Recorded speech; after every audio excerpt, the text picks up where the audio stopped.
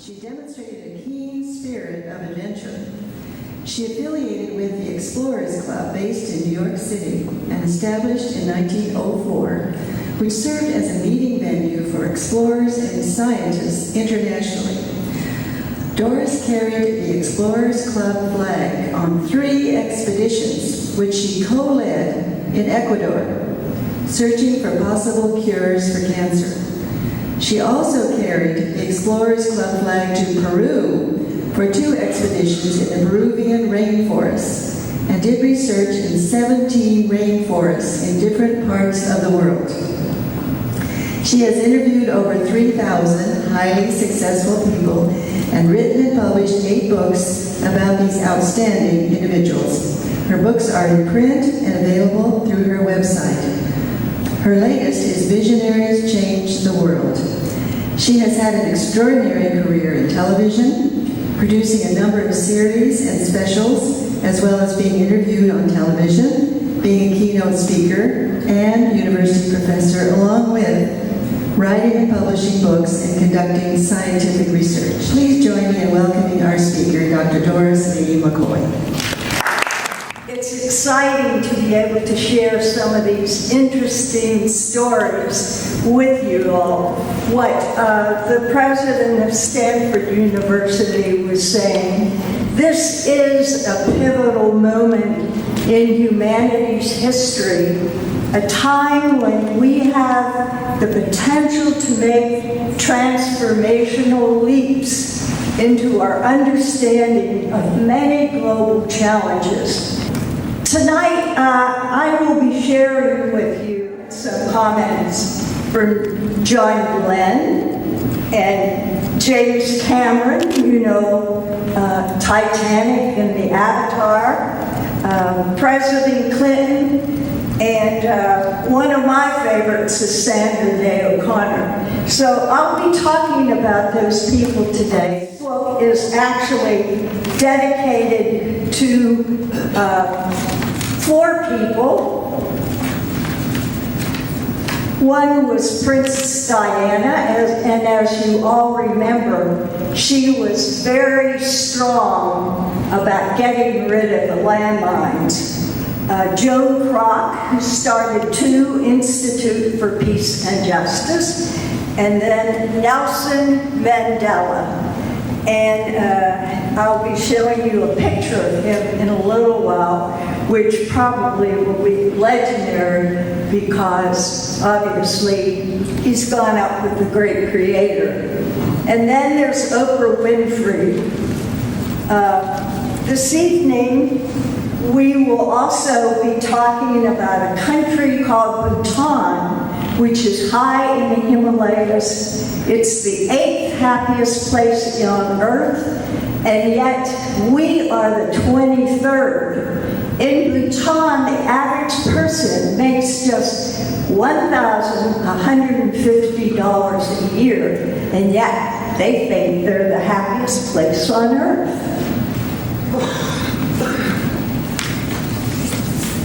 When I had a chance to talk to the Queen of Bhutan, there were tears coming down her eyes and down on her face, and I said, "What is it?" And she said, "I am so touched by so many people who are trying to make this world a better place in which to live." And so I've gotten to know her, and she's just a solid human being. Next, I wanted to show you this picture, which is, of course, Nelson Mandela. He's sitting in his living room, and he's with John Paul DiGiorio, the hair product man, who got interested in this. And then Sir Richard Branson and Michael Kendrick. And they did a meeting that was quite an interesting one. And then Nelson Mandela left us with a long kind of suggestion of what we could do about it. Very amazing for a man who spent 27 years, was it, in prison? Human rights was another strong part of the book. Ambassador Andrew Young talked about it with me because I asked him, where did the nonviolent movement begin? And he did a wonderful accolade telling me that it started with a man by the name of Dr. Benjamin Mays, who was a good friend of ours, when we would go in the summer up with the Danforth Foundation. And he went to see Gandhi and said, what can we do about this problem? And Gandhi said to them, the main thing you can do, and I think the only thing, is to be nonviolent. A lot of the world is in starvation mode. And I think one company, which was New Skin Products, it's a cosmetic product. Some of the men might not know about that here, but what they decided is they wanted to find something that would sustain the lives of children that were dying, because if they were starving for food, their parents would often give them food that a child that is starving could not eat. So what was good is New Skin went up to the University of California at Davis, and there was an authority that knew how you could take products, whether it was wheat or rice, and you could put it together and come up with something called Vitameal. And I've tasted it, and it's really quite good. And just recently, the chairman of the board was so happy to say that New Skin had reached 350 million meals for children that otherwise would actually perish. And one of my friends that I had interviewed was the chairman of the board of NBC. His grandson, they found out, came down with autism. He set up a foundation, figured out how to teach other people who didn't know whether their child had autism or not. Another man that I met along the way was Dr. Muhammad Yunus. So they started microcredit, and now that particular program has gone throughout the world.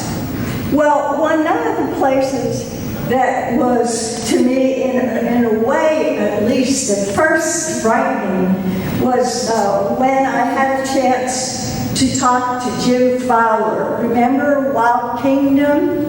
Didn't a lot of you watch Wild Kingdom? And there was Jim Fowler, and they would say, Marlon Perkins would say, would you go down and get that rhinoceros for us, please?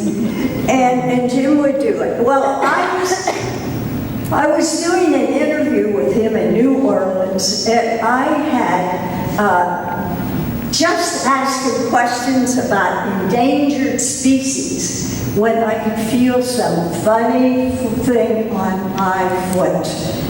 And then I thought, oh no, it's just your imagination.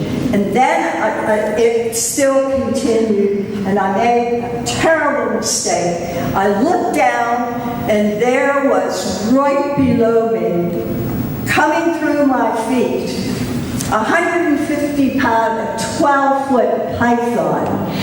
And it certainly got my attention, as I would imagine it would yours too. And then I realized, oh my gosh, I'm on a live station. I've got to get down, and I did. Got down on my hands and knees, picked up the microphone, and went zooming on with another question. And when I was finished, Jim said to me, no, you really should become a member of the Explorers Club. You were pretty cool when that happened. The Explorers Club has provided some very many interesting people. Buzz Aldrin, Alan Shepard. I also had a chance of doing some cassette albums. One was with Malcolm Forbes. Another one is Captain Don Walsh. And Don Walsh wanted to go to the Marianas Trench. Forging for the future, Bill Clinton, Hillary, Chelsea, and I had the chance of giving Bill Clinton this very first book. And that was quite a thrill because his family is all over the back part of the book. He has something that takes place, and I've gone 4 times, called Clinton Global Initiative, and that's where he brings the heads of 139 countries into New York City, and they talk about how they can clean certain things up. John Glenn said, curiosity is the most important trait you can have. When I asked James Cameron, he said the very same thing. And I will never forget the joy maybe you watched as I did, Walter Cronkite, when John Glenn went around the planet, and he was so excited on television. It was really fun to watch him. But that is one of the most interesting stories I have ever read, and it's in this book, because there's nothing quite like talking to somebody in person. Another round of applause.